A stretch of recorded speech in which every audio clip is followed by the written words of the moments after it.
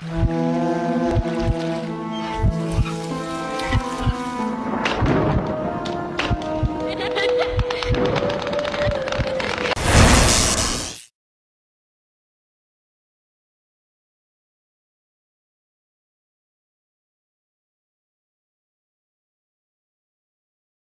বৃষ্টির রাতে চার সিঙ্গারা সহযোগে পাড়ার মোড়ে ক্লাবের ঘরে আড্ডাটা সবে জমাটি হতে শুরু করেছে।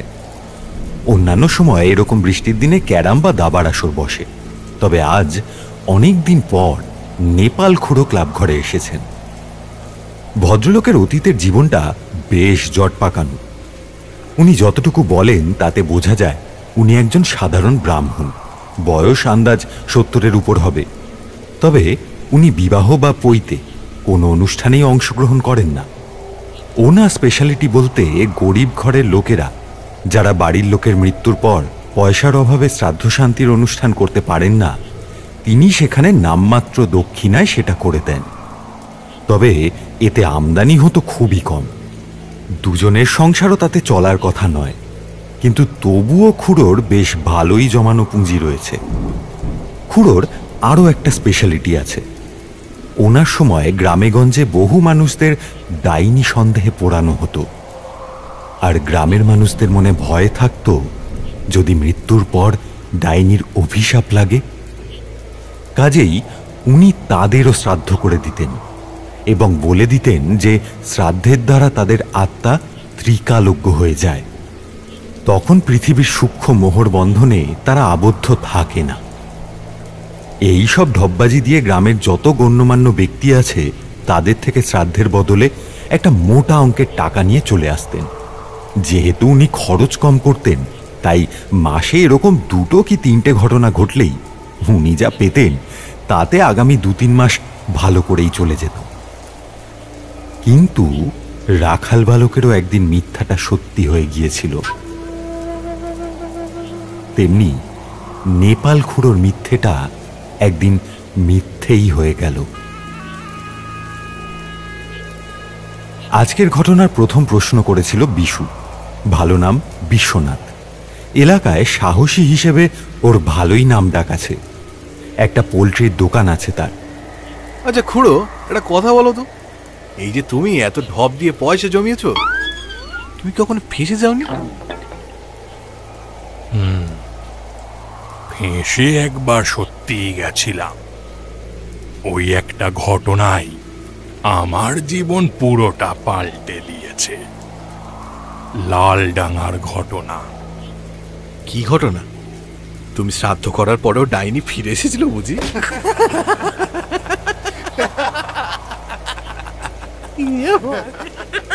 বিশু কথাটা বলার পরই আড্ডায় একটা হাসির রেশ উঠল, কিন্তু খুড়োর মধ্যে কোনরূপ বিদ্রুপের ঝলক দেখা গেল না। উল্টে তার মধ্যে একটা চাপা থমথমে ভাব দেখা দিল। বিষয়টার গভীরতা যাচাই করে সকলে চুপ হতেই বিশু আবার জিজ্ঞেস করল, সত্যি ডাইনি ফিরে এসেছিল নাকি খুড়ো? আগে তোমরা আমায় বলো, ডাইনিতে বিশ্বাস করো তোমরা?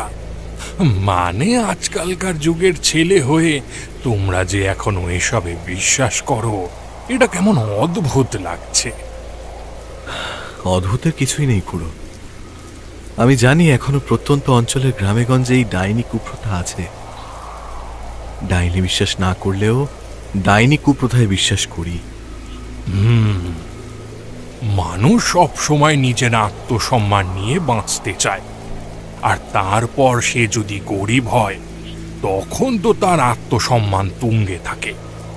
ডাইনি অপবাদ যাদের জীবনে লেগে থাকে তাদের পরিবার কালিমালিপ্ত হয়ে যায়। আমি আমার জীবনে অনেক ডাইনি ঘটনা দেখেছি, কিন্তু ওই লালডাঙার মতো নৃশংস হতে দেখিনি। আচ্ছা, এই জায়গার নাম লালডাঙা কেন হলো?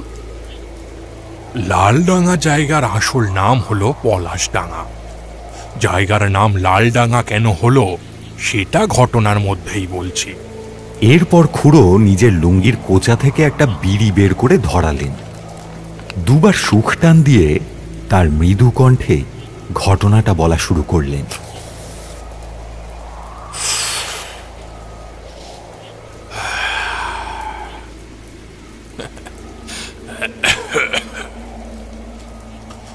আমার তখন বয়স হবে আন্দাজ 40-এর কাছাকাছি। আশেপাশের গ্রামগঞ্জে আমার নাম ডাক শ্রাদ্ধ ঠাকুর হিসাবে ছড়িয়ে গেছে। বেশ ভালোই অর্থ লাভ হচ্ছিল এভাবে। এরকম এক সময় আমি গেছিলাম শিমুলপোতা গ্রামে এক দরিদ্র দিন মজুরের মায়ের শ্রাদ্ধ করতে। খুবই গরিব ছিল তারা। অল্প কিছু চাল, আলু, সবজি আর ওই নামমাত্র 10 পয়সা ধরিয়ে দিয়েছিল। আমি এতে কোনো রকম আপত্তি করিনি, যখন আমি সব জেনে শুনেই যেতাম। লোকটার নাম ছিল মাধব। আমি আগেই বলেছি, গরিবদের আত্মসম্মান বোধ অনেক বেশি হয়।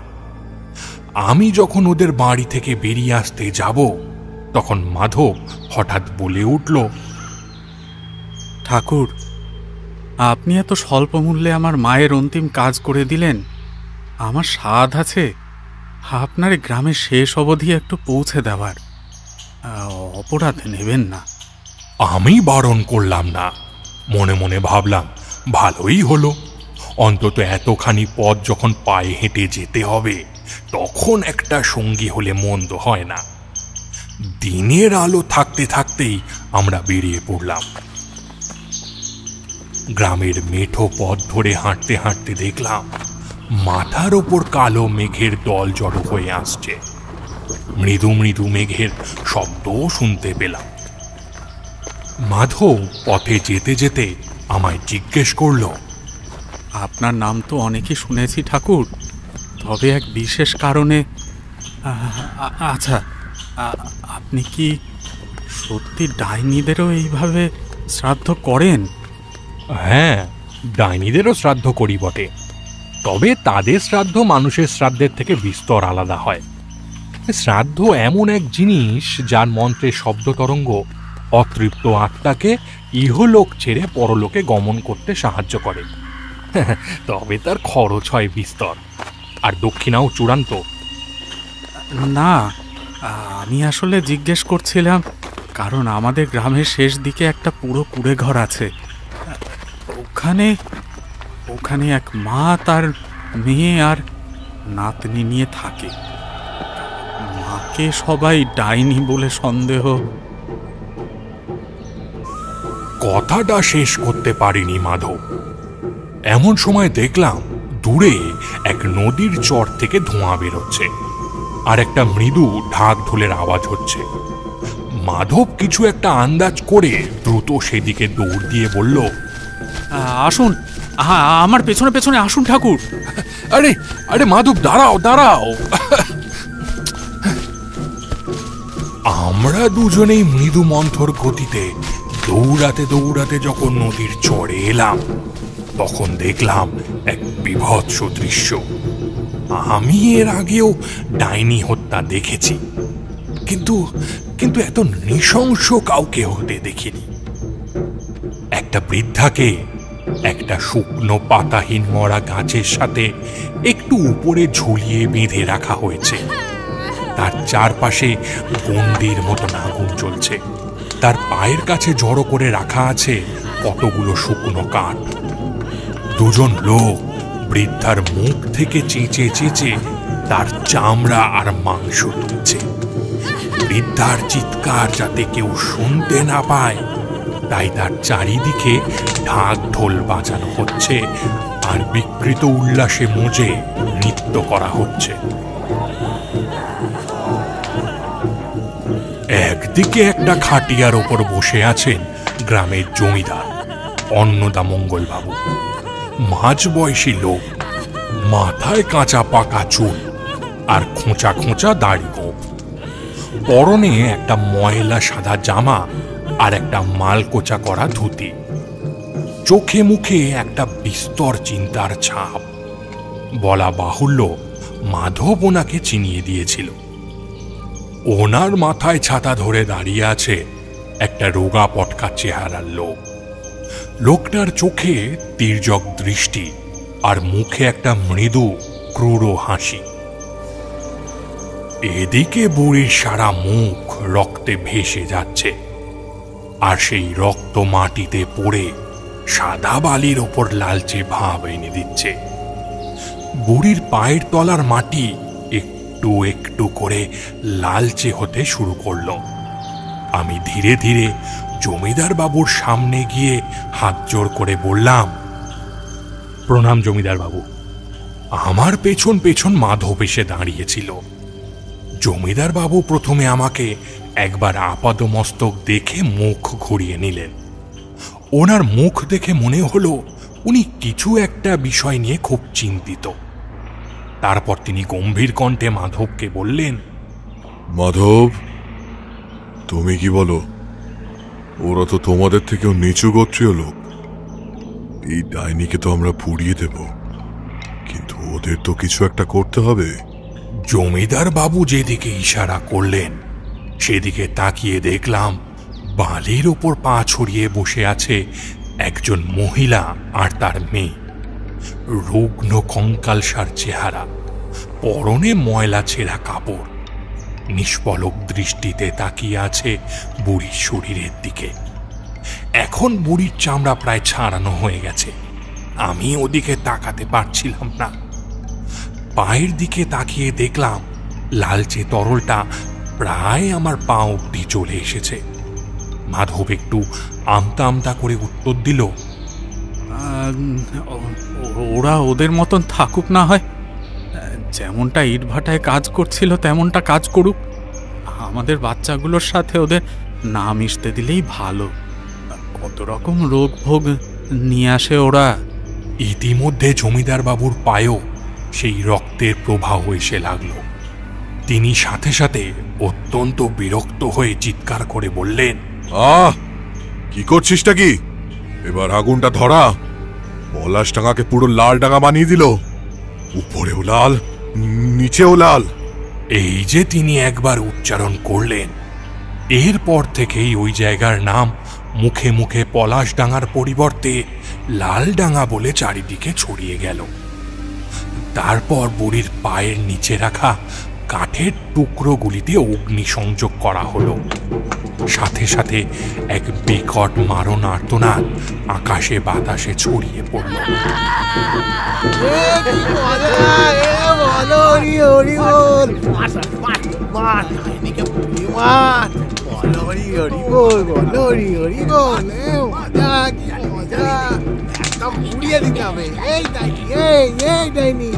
তারপর শুরু হলো আবার উচ্চ স্বরে ঢাক ঢোল বাজানো আর দেহ বৃক্ষকে ঘিরে নৃত্য। দূরে তাকিয়ে দেখলাম সেই অসহায় মা ও মেয়ের করুণ চোখের চাহনি। অন্নদাবাবু এরপর মৃদু হেসে উঠে দাঁড়িয়ে বললেন,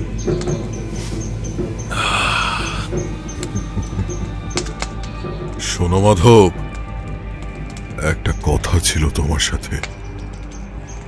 শুনলাম তুমি তোমার মায়ের শ্রাদ্ধের জন্য ওই ডাইনি শ্রাদ্ধ করে যে পুরোহিত তাকে ডেকেছিলে। আমাদের এই ডাইনি তো আজ পুড়ে মরল। এর আত্মা আবার জ্বালাতন করবে না তার তো কোনো নিশ্চয়তা নেই। গ্রামে এখন অনেক অস্বাভাবিক ভয়ানক ঘটনা ঘটতে পারে, এমনকি 2-3টে মৃত্যুও দেখা অসম্ভব নয়।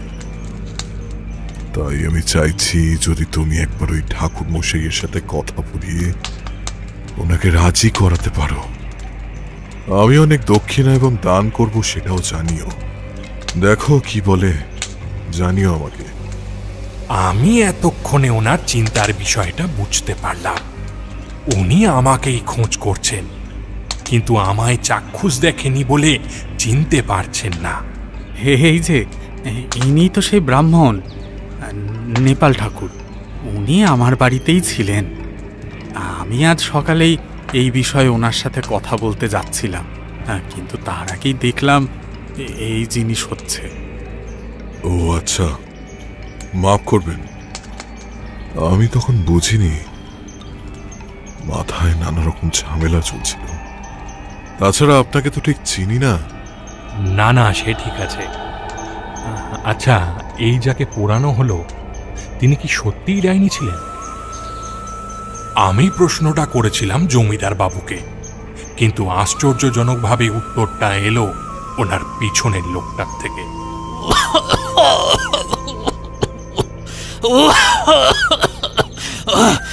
নিশ্চিত নিশ্চিত ও একটা ডাইনি ছিল। গত 3 দিন ধরে একটা বাচ্চা নিখোঁজ হয়ে আছে। আজ আজ সকালে আমরা ওর একটা কাটা হাত ওর কুড়ে ঘরের পেছনের বাগানে পেয়েছি। তখনই তো বুড়িটারে ধরে আনা হয়।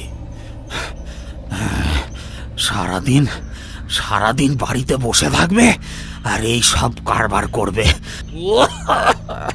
আপনি কে? ও আমার খাসনামা বলতে পারেন, উৎপল বসু। আমার জমিদারির বেশিরভাগটাই ও দেখে। আমার সত্যি বলতে দুটো বিষয়ে বেশ সন্দেহ লেগেছিল। ডাইনি যদি হয়েই থাকে তবে শুধু একটা কাটা হাত কেন নিজের কুঁড়ে ঘরের পেছনের জঙ্গলে ফেলে রাখবে? আর একটা বিষয়, উৎপল বাবু জানলেন কি করে যে কাটা হাতটা ডাইনির বাড়ির পিছনে পাওয়া যাবে? আমি যখন এসব ভাবছি তখন হঠাৎ অন্নদা বাবু বলে উঠলেন, আপনি এই শ্রাদ্ধটা করে দেবেন তো? আমি আপনাকে 100 টাকা দেব। তখনকার দিনে 100 টাকা আজকের দিনের 10,000 টাকার সমান। আমার সেই মুহূর্তে সত্যিই টাকার প্রয়োজন ছিল হঠাৎ করে, তাই এই সুযোগটা আসায় তা আমি হাতছাড়া করতে চাইনি। যদিও আমার মন বলছিল এই শ্রাদ্ধটা আমার করা উচিত নয়, তবুও আমি সেদিন রাতেই শ্রাদ্ধ করার কথা বললাম। আপনি নিশ্চিন্তে থাকুন, আমি ঠিক করে দেব। তবে বেশ কয়েকটা জিনিস আমায় একটু এনে দিতে হবে।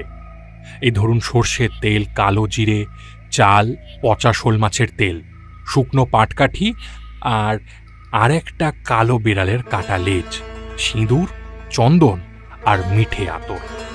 কালো বিড়ালের কাটা লেজ? আগে হ্যাঁ, ডাইনি প্রসাদী হিসাবে অত্যন্ত উত্তেজক এই জিনিস। বেশ, আমি চেষ্টা করছি। উৎপল, তুমি সবকিছু জোগাড় করে রাতের মধ্যে ওনার কাছে পৌঁছে দেবে, ঠিক আছে? আচ্ছা, রাতে তৈরি থাকবেন। কিন্তু শ্রাদ্ধটা কোথায় করবেন? ওই নদীর চড়েই করব, গাছের নিচে, ডাইনির পোড়া শরীরের নিচে। ওই দেহ সরাবেন না কিন্তু। সেদিনটা তাই বাধ্য হয়েই আমি মাধবের বাড়ি থাকলাম। ডাইনি শ্রাদ্ধে অনেক দেখনদারি আছে। এই যেমন দুপুরে কেবল 1 বাটি দুধ গ্রহণ করা। না, এসবের কোনো লিখিত নিয়ম নেই। আসলে এসব করে কিছুই হয় না। আমি শুধু আমার কাজ হাসিল করি। সেদিন সন্ধ্যা হতে না হতেই আকাশ কালো করে মেঘের ঘন ঘটা দেখা দিল। বেশ কিছুক্ষণ পর বৃষ্টি শুরু হলো।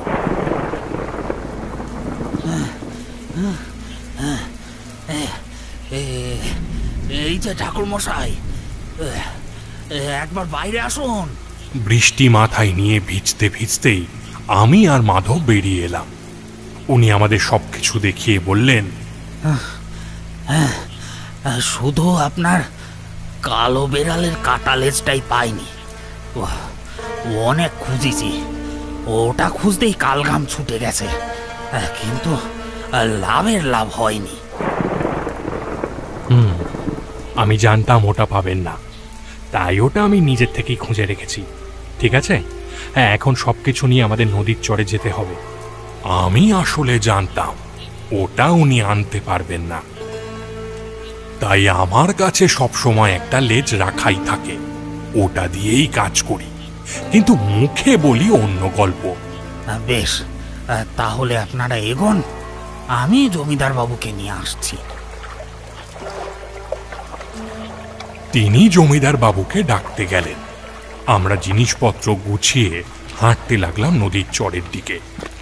বৃষ্টির জন্য জল কাদা পেরিয়ে হাঁটতেও একটু অসুবিধা হচ্ছিল। মাঝপথে দেখা হয়ে গেল জমিদার বাবু এবং উৎপল বাবুর সাথে। হাঁটতে হাঁটতে অন্নদা মঙ্গল বাবু আমায় জিজ্ঞেস করলেন, আচ্ছা ঠাকুরমশাই, আমরা যদি শ্রাদ্ধ না করি তাহলে কি হবে? না, বিশেষ কিছুই হয় না। তবে অনেক সময় ডাইনিদের ক্রোধ আর অপূর্ণ ইচ্ছে বা আশার জন্য তাদের পরলোকে মুক্তির পথ প্রশম হয় না। তখন তারা ইহলোকেই থেকে যায়, বসে থাকে প্রতিশোধের জন্য। তখন আমাদের উপর নেমে আসতে পারে কাল রাত্রি। হ্যাঁ, এসবের সম্ভাবনা খুব সূক্ষ্ম। তবুও সেই ভয়ানক পরিস্থিতিতে উপনীত হওয়ার চেয়ে ভালো আমরা একটা শ্রাদ্ধ করে নিয়ে নিশ্চিন্তে থাকি। তিনি আমার কথায় সায় দিয়ে মৃদু ঘাড় নাড়লেন। ধীরে ধীরে বৃষ্টি মাথায় করে আমরা নদীর চরের সামনে এসে দাঁড়াতেই একটা বিভৎস পচা আর পোড়া গন্ধ নাকে এলো। সকালে বুড়িকে জ্বালানোর জন্য এই বিশ্রী গন্ধটা আসছে। চলো দেখা যাক ডাইনিটার কি অবস্থা হয়েছে। আমরা তিনজন সেই মরা গাছের সামনে এসে থমকে দাঁড়িয়ে পড়লাম। এবার আমি গাছের একটা মোটামুটি বর্ণনা দিই, তাহলে তোমাদের বুঝতে সুবিধা হবে। গাছটার মোটা বড় কাণ্ড উপরে উঠে গেছে, কিন্তু বেশ কিছুটা উপরে উঠেই দুদিকে দুটো কাণ্ড ভাগ হয়ে গেছে। অন্ধকারের মধ্যে এক মায়াবী জীবন্ত জীবাশ্ম দাঁড়িয়ে আছে বলে মনে হবে। গুড়ির কাছে এখনো বেশ কিছু পোড়া কাঠের টুকরো পড়ে আছে, তবে তার উপরে কালচে হয়ে লেগে আছে একটা পোড়া মাংসল দেহের অবশিষ্ট অংশ। পোড়া মাংসের গন্ধটা এখান থেকেই আসছিল, কিন্তু এটুকুই নয়, তার উপরের দিকে দুদিকে দুটো ডালে ঝুলছে দুটো মৃতদেহ। একটা সেই মায়ের আর একটা তার মেয়ের। দুটো দেহ ফাঁসিতে ঝোলার মতন ঝুলছে। উৎপল বাবু একটু কাষ্ঠ হাসি হেসে বললেন, ভালোই হলো একদিক দিয়ে। পুরো পুরো ডাইনি পরিবার একসাথে বিদায় হয়েছে। বলছি ঠাকুরমশাই, এই দুজনেরও একসাথে শ্রাদ্ধ করে দেওয়া যায় না? আমি তো তখন ভয়ে কাঠ। একেই মানসিকভাবে প্রস্তুত হয়ে এসেছি একটা মৃতদেহের জন্য, উল্টে তিনটে মৃতদেহ নিয়ে কারবার করতে হবে। কোনো মতে নিজেকে শান্ত করে আমার কাজে মন দিলাম। আমি তোমাদের মন্ত্রপাঠ আর শ্রাদ্ধের বিস্তারিত বর্ণনা দিচ্ছি না, কারণ সেগুলোর কোনো আধ্যাত্মিক বা জাগতিক গুরুত্ব নেই, সবটাই নাটক। কিন্তু সেদিন আমার বুকের ভেতরটা একটু বেশি যেন আনচান করছিল। হাজার হোক এই প্রথম এরকম পরিবেশে আমি ডাইনি শ্রাদ্ধ করছি। কোনো মতে মন্ত্রপাঠ আর মেকি আচার আচরণ শেষ করে আমি সবে উঠলাম। এমন সময় জমিদার বাবু আমায় জিজ্ঞেস করলেন, আপনি কি কোনো কারণে ভয় পাচ্ছেন? আগে না না, শরীর একটু খারাপ করছে আর কি। বলছি এবারে আমার দক্ষিণাটা দিয়ে বিদায় করুন।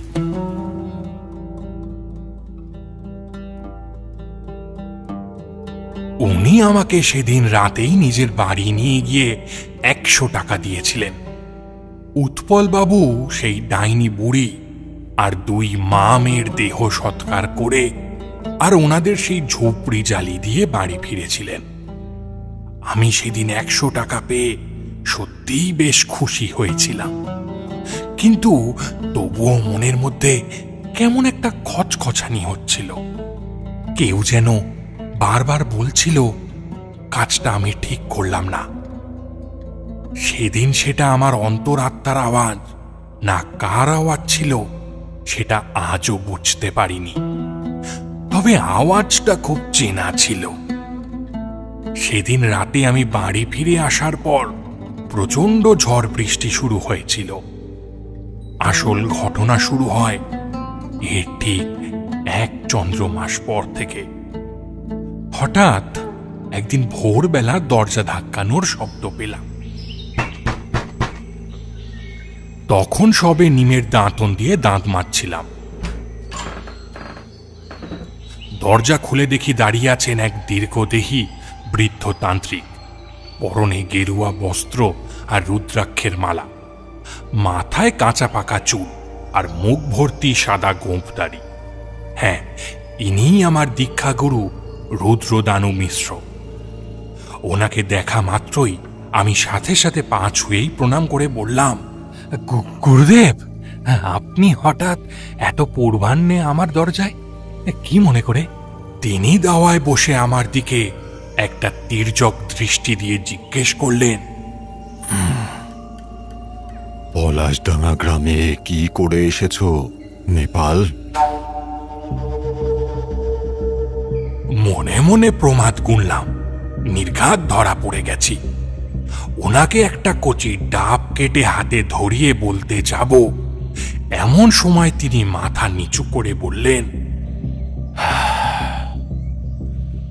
গত পরশু গ্রামের এক জেলে, নাম মনে হয় রতন, রাতের বেলায় নদীর চরে মাছ ধরতে গিয়ে মারা যায়। শুনলাম পুরো দেহ পুড়ে ছাই হয়ে গিয়েছিল। হ্যাঁ, জ্যান্ত পোড়ানো হয়েছে তাকে। আমি একটু খোঁজ খবর নিলাম, তাতে জানতে পারলাম 1 মাস আগে এখানে নাকি এক ডাইনিকে পুড়িয়ে মারা হয়েছিল।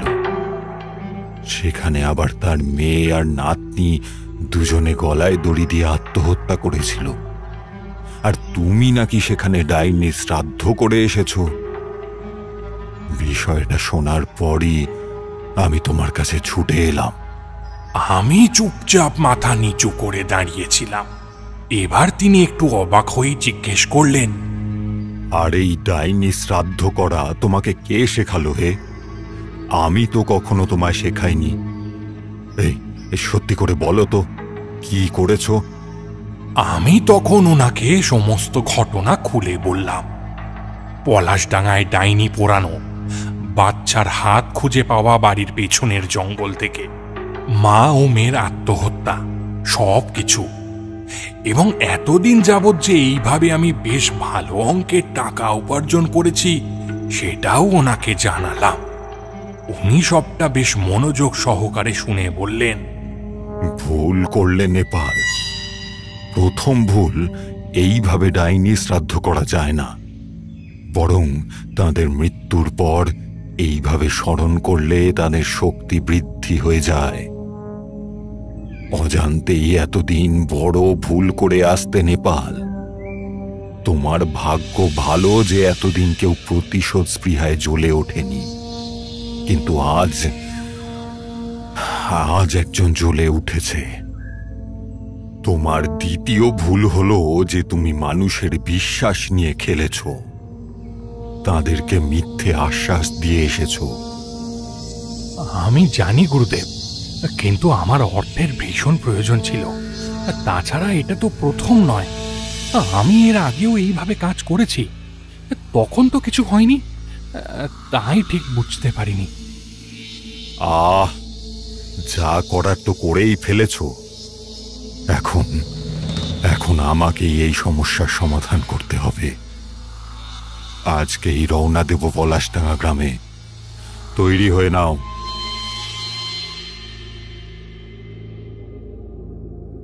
আমি ওনার কথা মতো তৈরি হয়ে গেলাম। দুজনে একটা গরুর গাড়ি করে যখন পৌঁছালাম পলাশডাঙ্গা, তখন সূর্য প্রায় মাঝ আকাশে। এরপর প্রথমে আমরা রওনা দিলাম মাধবের বাড়ির দিকে। মাধবের বাড়ি পৌঁছে দেখলাম সে তার বাড়ির দাওয়ায় বসে ধানের আঁটি বাঁধছে। আমাদের দুজনকে দেখেই সে প্রায় উত্তেজিত হয়ে বলল, ঠাকুর আপনি? আসুন আসুন। ইনি কে?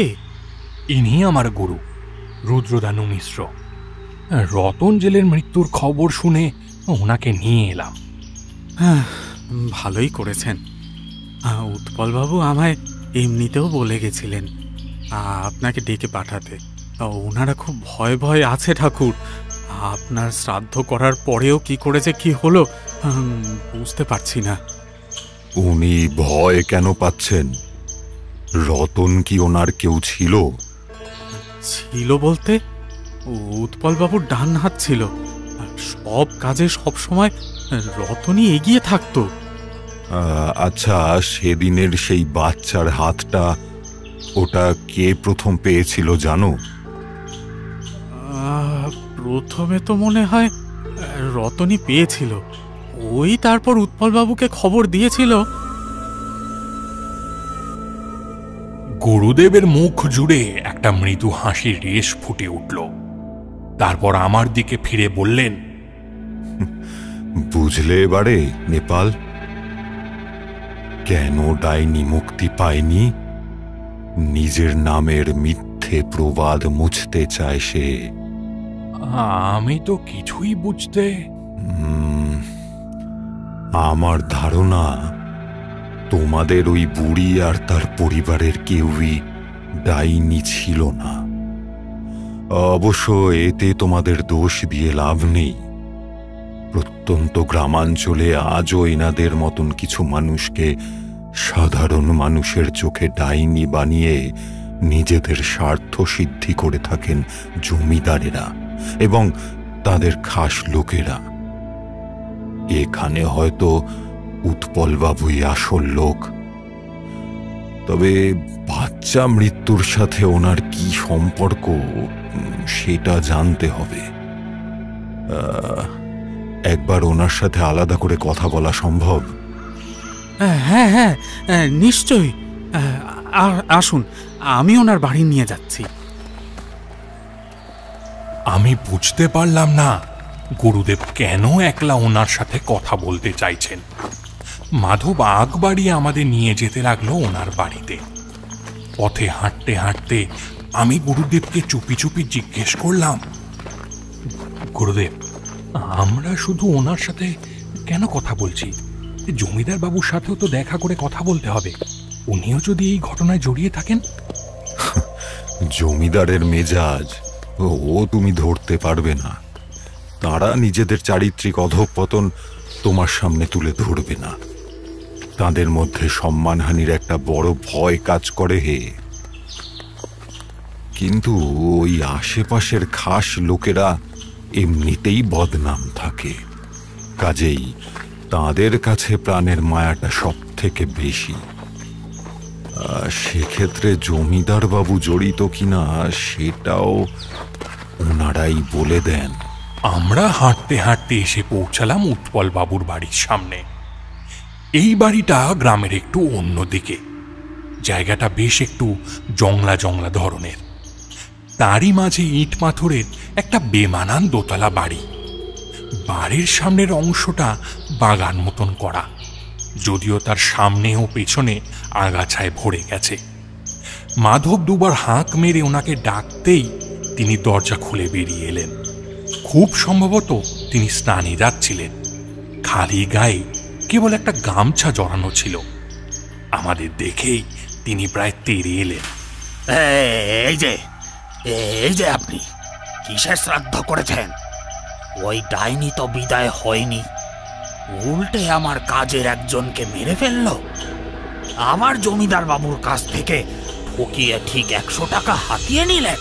আমি কিছু বলতে যাব, এমন সময় গুরুদেব বললেন, উনি আপনাদের কিছুই ঠকাননি, বরং আপনারা ওনাকে ঠকিয়েছেন। উনি সেটারই সত্যি জানতে এসেছেন। গুরুদেবের কণ্ঠ এতটাই গম্ভীর আর দৃঢ় ছিল যে কয়েক মুহূর্তের জন্য আমিও স্তম্ভিত হয়ে গেছিলাম। উৎপলবাবু ওনার দিকে ফিরে একটু আমতা আমতা করে বলে উঠলেন, আপনি আপনি কে? আর এত কথা আপনাকে বলবোই বা কেন? কারণ আমি ওনার গুরুদেব। আমার নাম রুদ্রদানু মিশ্র। আমি তারাপীঠ মহাশ্মশানের সাধক। আমার জন্য জানাটা অত্যন্ত জরুরি যে মানুষটা ডাইনি নয় তাকে কেন আপনি ডাইনি বলে মিথ্যাভাবে হত্যা করে আবার আমারই শিষ্যকে দিয়ে ডাইনি শ্রাদ্ধ করালেন। আপনি জানেন এর ফল কতটা ভয়ানক হতে পারে? ওই আত্মা নিজের প্রতিশোধের জন্য প্রেত লোকে অবস্থান করছে। উনি সাধারণ মানুষ ছিলেন বলেই আমার শিষ্যের করা ডাইনির শ্রাদ্ধ ওনার ওপর কোনো প্রতিক্রিয়া করেনি। আপনি কেন এত বড় অন্যায়টা করলেন? শেষের দিকের কথাগুলো একরকম ধমকে সুরেই বললেন গুরুদেব। এইভাবে উৎপল বাবুর মুখের ওপর কোনো সাধক ব্রাহ্মণ কথা বলছে দেখে মাধব এবং স্বয়ং উৎপল বাবু দুজনেই বেশ ঘাবড়ে গেলেন। উৎপল বাবুর চোখে মুখে কেমন এক ভয়ের রেশ ফুটে উঠল। এখন এখন কি হবে? আমারও কি মৃত্যুর আশঙ্কা আছে? সেটা আপনিই ভালো বলতে পারবেন। আপনি সেই ডাইনির প্রতিশোধের কারণ হওয়ার মতন কোনো কাজ করেছেন কিনা। আমার শিষ্যের উপরেও সেই আশঙ্কাই রয়েছে, তবে আমি স্বয়ং তাকে রক্ষা করে নেব। এবারে আপনি বলুন সম্পূর্ণ ঘটনাটা। আমি বুঝতে পারলাম গুরুদেব শুধু একটু আগুনটা উস্কে দিলেন, কিন্তু এরপর থেকে যা ঘটল তার জন্য আমি মোটেও প্রস্তুত ছিলাম না।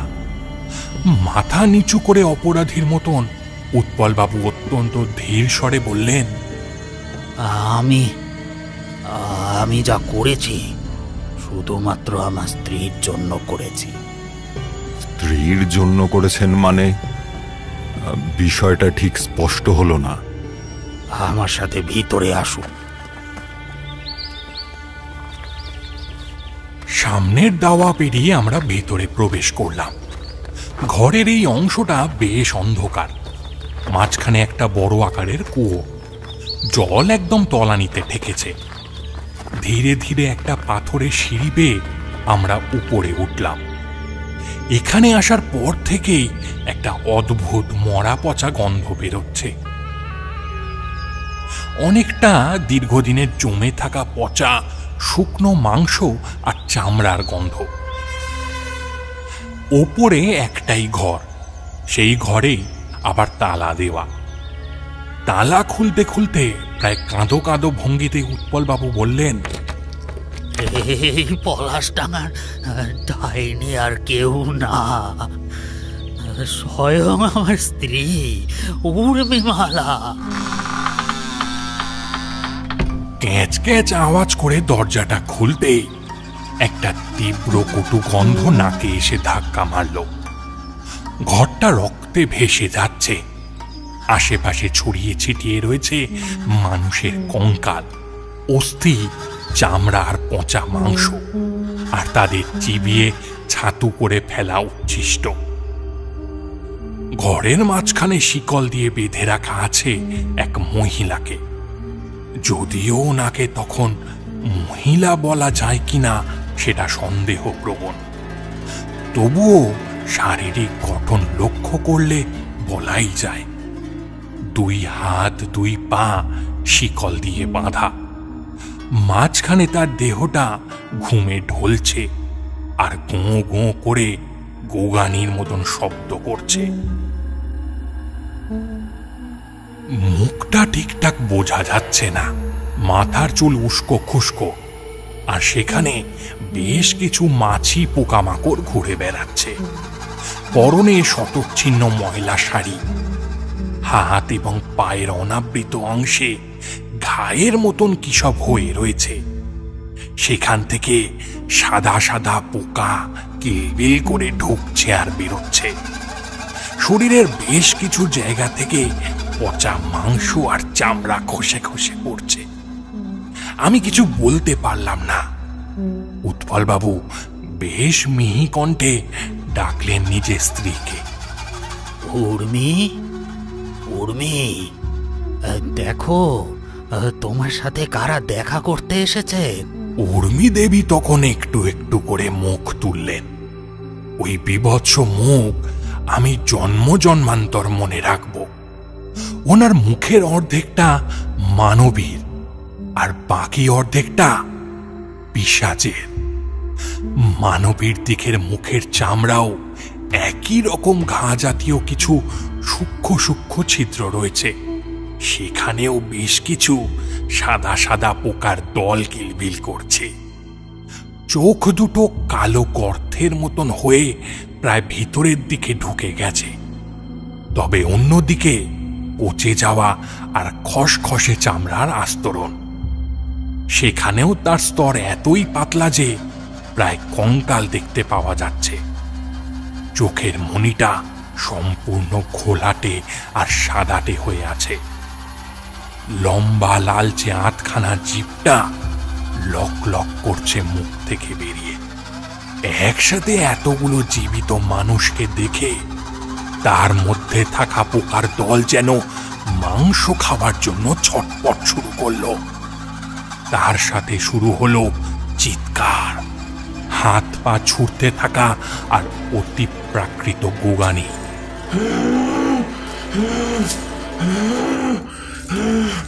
তার ছটফটানি দেখে মনে হচ্ছিল সে যেন আমাদের পেলে এক্ষুনি নিংড়ে ছিবড়ে করে দেবে। গুরুদেবের দিকে লক্ষ্য করলাম তিনি বিনা বাক্য ব্যয়ে ওনার দিকে এগিয়ে সামনে হাঁটু গেড়ে বসলেন। ওনাকে হাতের সামনে পেয়ে উর্মিমালা দেবী আরো জোরে জোরে চিৎকার করতে থাকলেন। হাত পা ছুঁড়ে শিকলের বন্ধন ভাঙতে চাইলেন।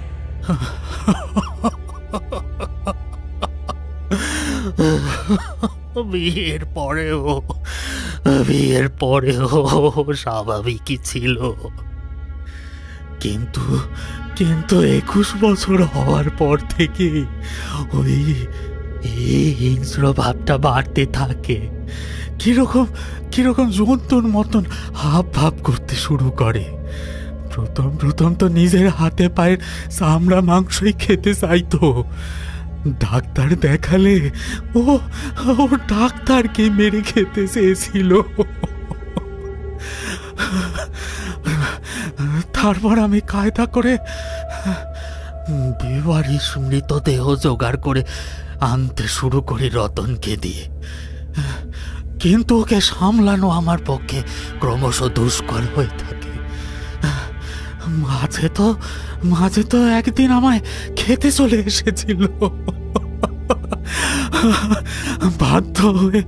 বাধ্য হয়ে রতনের সাহায্যে শিকল দিয়ে ওরে এই ঘরে বন্ধ করে রাখি।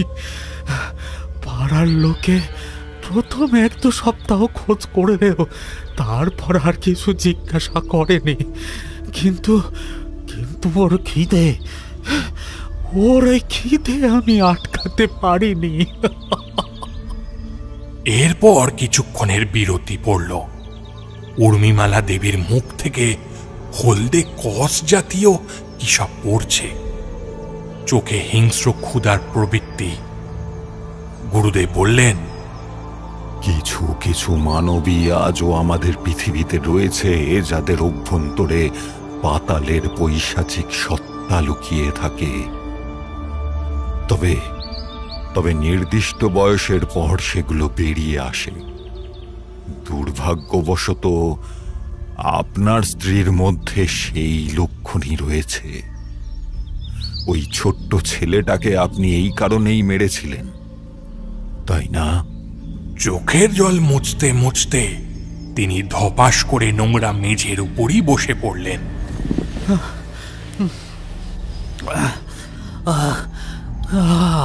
আমি ওকে খুব ভালোবাসি ঠাকুর। ওকে ছেড়ে থাকতে পারি না। ওর এই অবস্থা দুটোকে দেখতে পারি না। ওকে যখন মাংস দেই ও কিরকম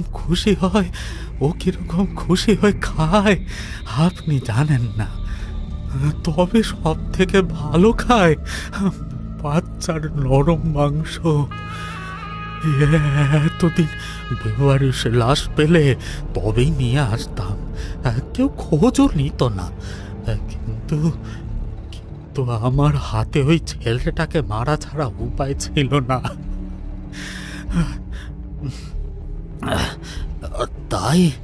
তাই এক প্রকার বাধ্য হয়ে ওই বুড়িকে আমায় ফাঁসাতে হয়। কিন্তু তার সাথে সাথে যে ওই মা মেয়েও আত্মহত্যা করে নেবে সেটা একদম আমার ধারণা ছিল না। শেষের কথাগুলো বলতে বলতে একরকম কেঁদেই উঠলেন উৎপল বাবু। মাধব এই দৃশ্য সহ্য করতে না পেরে অনেকক্ষণ আগেই ঘর থেকে বেরিয়ে গেছিল। গুরুদেব এরপর নিজের থলে থেকে একটু মন্ত্রপুত ছাই বার করে হাতের মুঠোয় নিয়ে ফুঁসতে থাকা উর্মি দেবীর মাথায় চেপে ধরলেন।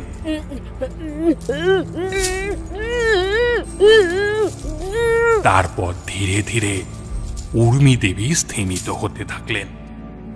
গুরুদেব উৎপল বাবুর কাঁধে হাত রেখে জিজ্ঞেস করলেন, অন্নদামঙ্গল বাবু এই বিষয়ে কিছু জানেন? না, উনি শুধু জানেন যে আমার স্ত্রী অসুস্থ। আপনি জানেন তো যেটা করেছেন সেটা গর্হিত অপরাধ। আপনার স্ত্রীর সত্যি লুকিয়ে রাখার জন্য আপনি অন্য একটা গরিব পরিবারকে সমূলে বিনাশ করেছেন। এর প্রায়শ্চিত্ত আপনি কিভাবে করবেন? উৎপল বাবু এবার কাঁদতে কাঁদতে গুরুদেবের পায়ে পড়ে গেলেন। আমি জানি ঠাকুর মশাই, কিন্তু আমি মরতে চাই না। আপনি কিছু একটা করুন।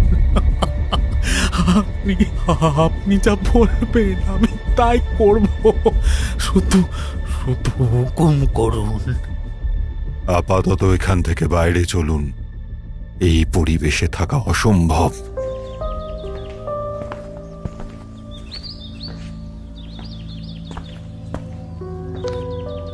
সেদিন আমাদের দুপুরে কোনো খাওয়া হয়নি। সত্যি বলতে সেদিন উৎকণ্ঠায় আমাদের কারোরই খিদে পায়নি।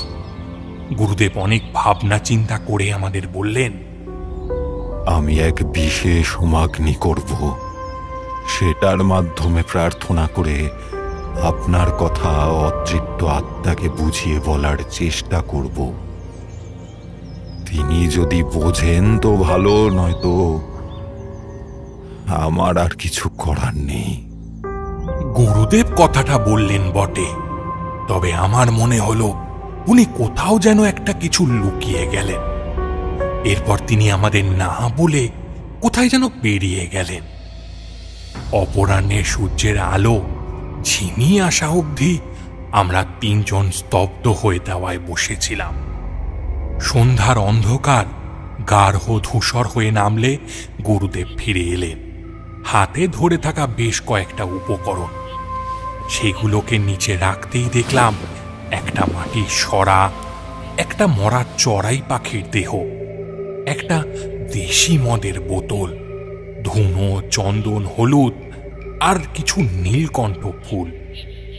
উনি এরপর সোজা উঠে গেলেন দোতলার ঘরে। পিছন পিছন আমরা তিনজনও উপরে এলাম। এরপর তিনি সেই ঘরের চারপাশে ছাই আর চন্দন মিশ্রিত একটা চূর্ণ দিয়ে গণ্ডি কেটে দিয়ে ভেতরে ঢুকলেন। তারপর উর্মিমালা দেবীর হাতের আর পায়ের বাঁধন খুলে দিলেন। উত্তেজিত হয়ে উৎপলবাবু কিছু একটা বলতে যাচ্ছিলেন, কিন্তু গুরুদেব ওনাকে চুপ করার নির্দেশ দিলেন। এরপর অত্যন্ত ধীর ভঙ্গিতে তিনি বেরিয়ে এলেন ঘরের বাইরে।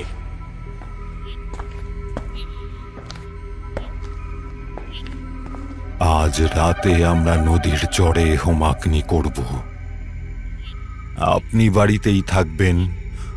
আপনার উপর কোনো রকম যদি কোনো রকম বিপদের আঁচ আসে, আপনি এই গণ্ডির ভিতরে প্রবেশ করবেন।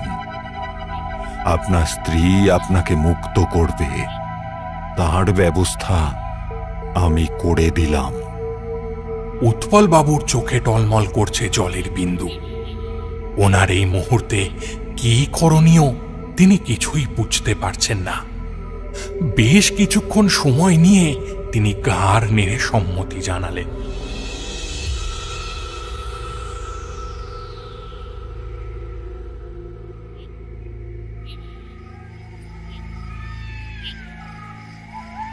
আঁধার ক্রমশ ঘন হয়ে এলে আমি আর গুরুদেব চললাম নদীর চরের দিকে। ওনার চোয়াল শক্ত হয়ে আছে, রীতিমতো ফুঁসছেন তিনি। আমি ভয়ে ভয়ে জিজ্ঞেস করলাম, গুরুদেব, উৎপল বাবু কি বেঁচে যাবেন? তোমার কি মনে হয় এত বড় পাপ করার পরেও কেউ বেঁচে থাকার অধিকার অর্জন করে? একবার ভাবো নেপাল, একবার ভাবো, একজন অমানুষ প্রাণের জন্য কত প্রাণ নিঃশেষ হলো। দুটো ছোট বাচ্চা, একজন বৃদ্ধা মহিলার অপমানজনক অগ্নিদগ্ধ মৃত্যু, একজন মায়ের আত্মহত্যা, আরো না জানি কত হত্যা, কেবল একজন নির্জীব প্রাণকে বাঁচিয়ে রাখার জন্য। তুমি কি মনে করো এটা সুস্থতার লক্ষণ? আমি কি বলবো বুঝতে পারলাম না। তিনি আমার মৌনতা দেখে আমার মুখের সামনে মুখ এনে গভীর কণ্ঠে বললেন, উৎপল বাবু নিজেই অসুস্থ নেপাল। ওনার আর ওনার স্ত্রীর মৃত্যুতেই এই সব কিছুর অবসান ঘটবে। এসো। আমরা দুজন নদীর চরে প্রবেশ করলাম। আজকে বেশ একটা ঠান্ডা ঠান্ডা হাওয়া দিচ্ছে। নদীর কলকল শব্দ রাতের স্বাভাবিক নিস্তব্ধতাকে আরো প্রাণবন্ত করে তুলছে। আমরা এগিয়ে গেলাম সেই মরা গাছের সামনে। না, এখন শুধু কাণ্ডের গায়ে একটা কালচে পোড়া পোড়া ভাব ছাড়া আর কিছুই সেখানে নেই। আমরা আসন গ্রহণ করে বসলাম। এরপর তিনি প্রথমে অগ্নি সংযোগ করলেন, তারপর সরার মধ্যে পাখির দেহটা রেখে সেটাকে ভালো করে বন্ধ করে আগুনে পোড়াতে দিলেন। আগুনের মর্মরধ্বনি নিজের উত্তাপে একটু একটু করে তাকে পোড়াতে শুরু করল। এরপর তিনি আমায় একটা ছোট্ট মাটির পাত্রে চন্দন, ধুনো আর হলুদ দিয়ে নিজের বাম হাতের তর্জনী দিয়ে একটা মিশ্রণ বানাতে বললেন। আমি বিনা বাক্য ব্যয়ে মিশ্রণ করতে শুরু করলাম। চন্দনের জলো ভাবের জন্য জিনিসটা একটু থকথকে হলো। ততক্ষণে তিনি নিজের মনে মনে অগ্নির ওপর বাম হাতের তালু উত্তপ্ত করে কি সব মন্ত্র আওড়ালেন। ওম হ্রিম ক্লিম চামুণ্ডায় নমঃ, ওম হ্রিম ক্লিম চামুণ্ডায় নমঃ, ওম হ্রিম ক্লিম চামুণ্ডায় নমঃ। আমি যখন জানালাম আমার এদিকে হয়ে গেছে, তখন তিনি সরার ভিতর থেকে প্রায় পুড়ে কালচে হয়ে যাওয়া পাখির মৃতদেহটা আনলেন। সেটা সারা শরীরে সেই মিশ্রণ লাগিয়ে মদের মধ্যে ঢাললেন। তারপর ঢক ঢক করে মদটা গলাধকরণ করলেন।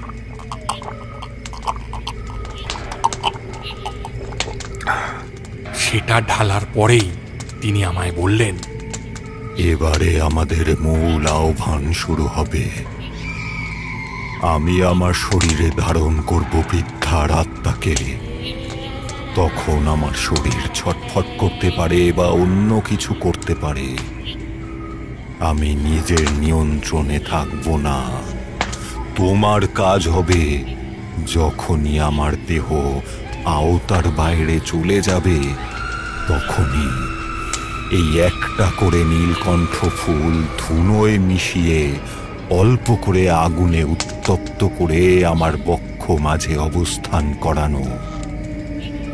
ব্যাস, তাহলেই শরীর আগের অবস্থানে ফিরে যাবে।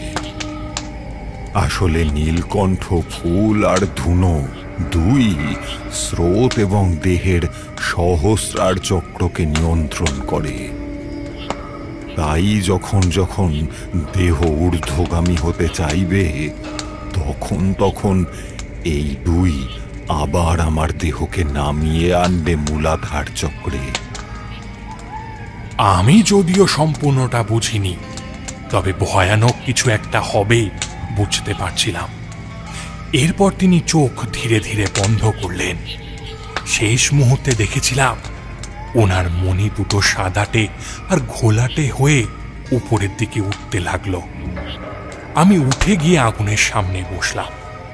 একপাশে রাখা নীলকণ্ঠ ফুল কি মনে হতেই আমি মহামায়ার নিকট প্রার্থনা শুরু করলাম। আমার পিছনের দিকে এখন গুরুদেব আমার দিকেই মুখ করে শুয়ে আছেন। হঠাৎ করেই ধপাস করে একটা শব্দ শুনতে পেলাম।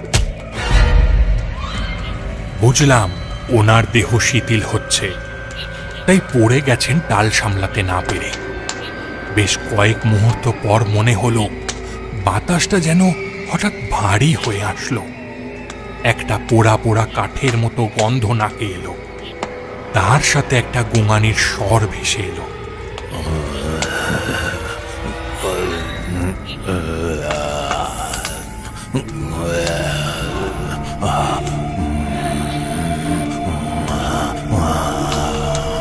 বললে বিশ্বাস করবে না, কিন্তু আমি পিছনে ফিরে দেখলাম আমার গুরুদেবের চেহারায় বিস্তর পরিবর্তন হয়েছে। পরনের গেরুয়ার বদলে শতচ্ছিন্ন পোশাক, দেহের চামড়ায় পোড়া পোড়া চামড়া ফুটে উঠেছে, মাথার দীর্ঘ শ্বেতকেশ ক্রমশ ফিকে হয়ে একটি নিটল মসৃণ মস্তিষ্কে পরিণত হয়েছে।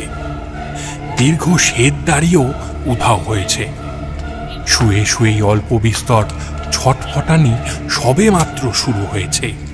ওনার এরূপ পরিবর্তন দেখে আমি তো রীতিমতো ঘাবড়ে গেছি।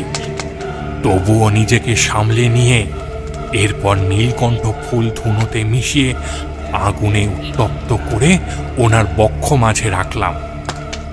আর রাখার সাথে সাথে একটা বিকট পুরুষালী মহিলা কণ্ঠে তিনি চিৎকার করে উঠলেন।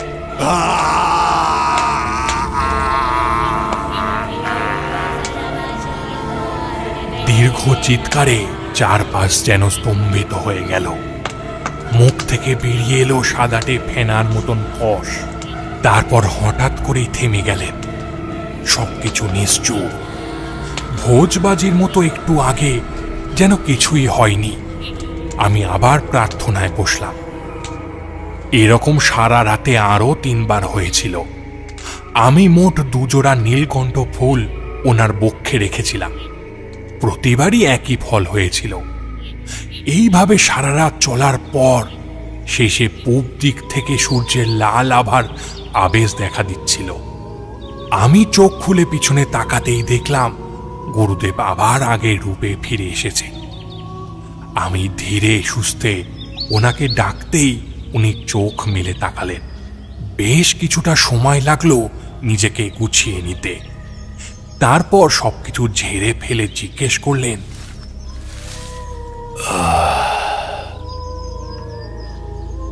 কতবার হয়েছিল কাল রাতে? 4 বার হয়েছিল, কিন্তু আপনার চেহারাটা। ওটা হবেই। ওই সময় শুধু আমার দেহই ছিল না, সাথে মিশে গিয়েছিল সেই বৃদ্ধার দেহরূপ। তুমি ভুল কিছু দেখনি হে। তবে আসল জিনিস তো হয়েছে উৎপল বাবুর বাড়িতে। চলো গিয়ে দেখা যাক। আমরা দুজন হাঁটতে হাঁটতে উৎপল বাবুর বাড়িতে এলাম। সূর্য এখনো স্বরূপে উদীয়মান হয়নি, কেবল ভোরের আভাসটুকু পাওয়া যাচ্ছে মাত্র। তাতেই দেখে মনে হলো বাড়িটার মধ্যে দিয়ে বিস্তর ঝড় বয়ে গেছে কাল রাতে। একদিকের পাঁচিল প্রায় ভেঙে পড়েছে, বাগানের অবস্থা ছন্ন ছাড়া, বেড়া উপড়ে পড়ে আছে। আর কেন জানি না সেই রাতের মতো ভিতর থেকে পোড়া পোড়া গন্ধ বেরোচ্ছে। আমরা ভেতরে ঢুকতেই অবাক হয়ে গেলাম যেটা দেখে। একতলার দাওয়ায় অজ্ঞান হয়ে পড়ে আছেন মাধব। তাহলে কি মাধব রাতে এখানেই ছিল? ভালোই হলো, ওর থেকেই শোনা যাবে রাতের ঘটনাটা। আমি গিয়ে ওর চোখে মুখে একটু জলের ঝাপটা দিতেই সে প্রায় ধরফর করে বসল। আমাদের দেখে যেন তার ধরে প্রাণ এলো। সে কোনো কথা না বলেই দ্রুত দৌড়ে উপরে চলে গেল। আমরাও পিছন পিছন উপরে গেলাম। খোলা দরজার সামনে সে স্তম্ভিত হয়ে দাঁড়িয়ে আছে।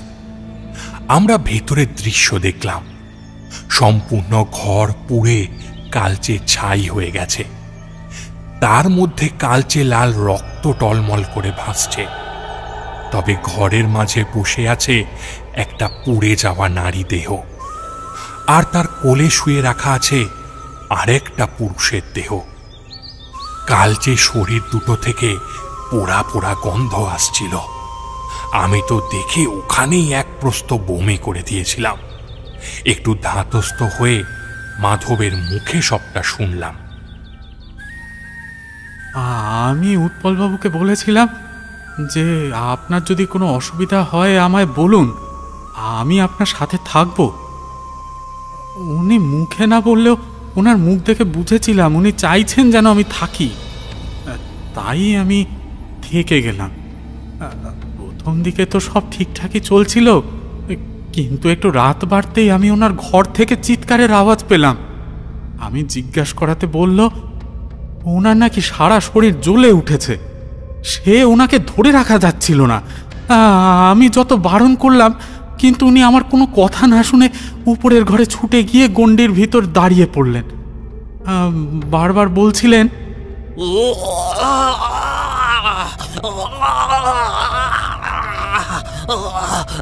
ঠাকুর বলেছে গণ্ডির ভিতরে আমি মুক্ত, উর্মি কোনো ক্ষতি করবে না। ঠাকুর মশাই বলেছে উর্মি আমার কোনো ক্ষতি করবে না।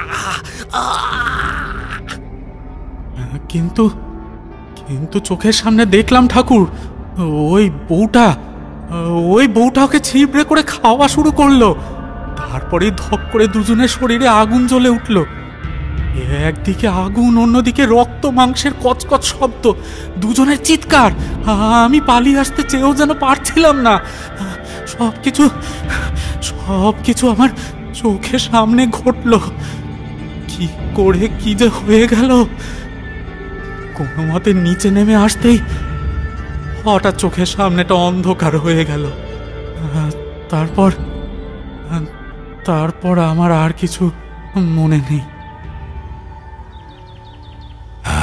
বুঝেছি, তুমি এখন একটু শান্ত হও।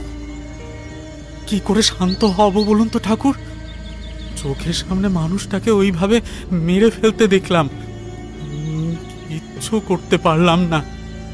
এরপর গুরুদেব যেটা বললেন সেটা আমি কখনো স্বপ্নেও ভাবতে পারিনি। তিনি মাধবের কাঁধ ধরে চোখে চোখ রেখে গম্ভীর কণ্ঠে বললেন, ওই মানুষটা শুধু নিজের স্ত্রীকে ওইভাবে বাঁচিয়ে রাখার জন্য কত প্রাণ নষ্ট করেছে ভাবো একবার। আমি মানছি কারোর মৃত্যু কখনোই কাম্য নয়, কিন্তু এই মানুষটা তার দীর্ঘদিনের করা পাপের শাস্তি পেয়েছে। আমি আমার প্রতিরোধ করে তোলার আগেই ওই অতৃপ্ত আত্মা তাকে নিজের কাছে টানতে শুরু করেছিল, যার জন্যই তার শরীরে সেই জ্বলন অনুভূত হচ্ছিল। তাই উর্মিকেও সুস্থ করে তোলার আগেই সে গণ্ডির ভিতর ঢুকে পড়ে ভয়ে। ধরে নাও এটা নিয়তির খেলা, আমি বা তুমি বাঁচাতে অপারগ। তবে জেনে রাখো, আজ অবধি করা সকল পাপের অবসান ঘটল। এরপর একে একে পাড়ার সকলকে খবর দেয়া হলো। অন্নদা বাবুও এলেন। ওনাকে বলা হয়েছে অগ্নিদগ্ধ হয়ে উৎপল বাবু ও ওনার স্ত্রীর মৃত্যু হয়েছে। এছাড়া উনি আরও বললেন উৎপল বাবুর করণীয় বিষয় এবং ডাইনি অপবাদে বৃদ্ধাকে হত্যার পরিকল্পনা। সব শুনে অন্নদা বাবু বললেন, এই পাপের ভাগীদার আমিও ঠাকুর। আমিও কোনো কিছু বিচার না করেই ওই বৃদ্ধাকে মেরেছি। এই শাস্তি তো আমারও পাওয়ার কথা। আপাতত আপনার অপরাধ যেটুকু, তাতে আপনি একটাই কাজ করুন। ওই বৃদ্ধার মা মেয়ের শ্রাদ্ধের কাজটা ভালো করে সম্পন্ন করবেন। ওদের আত্মার মঙ্গল কামনা করে প্রার্থনা করবেন। নিজের কৃতকর্মের জন্য ক্ষমা চাইবেন।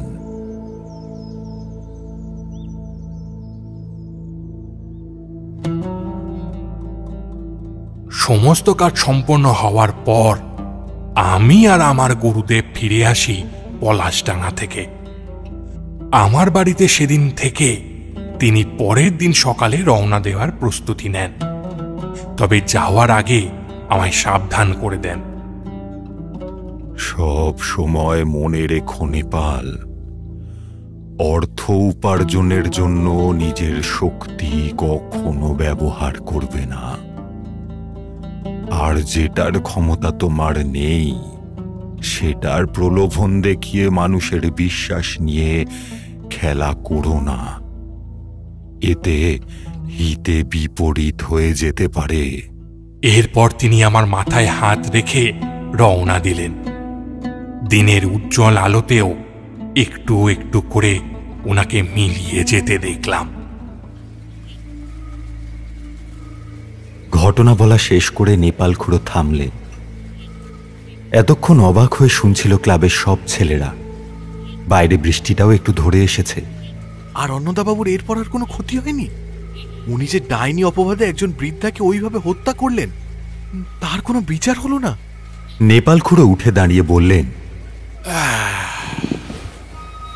সে তো আমিও তাকে ডাইনি মনে করেও নকল শ্রাদ্ধ করে অর্থ উপার্জন করেছি। হিসেব অনুযায়ী আমরা সবাই শাস্তির যোগ্য। কিন্তু আসলে কি জানো বিশু, আমরা পবিত্র চিত্তে নিজেদের কৃতকর্মের জন্য ক্ষমা চেয়েছিলাম, আর উনিও ক্ষমা করে দিয়েছিলেন।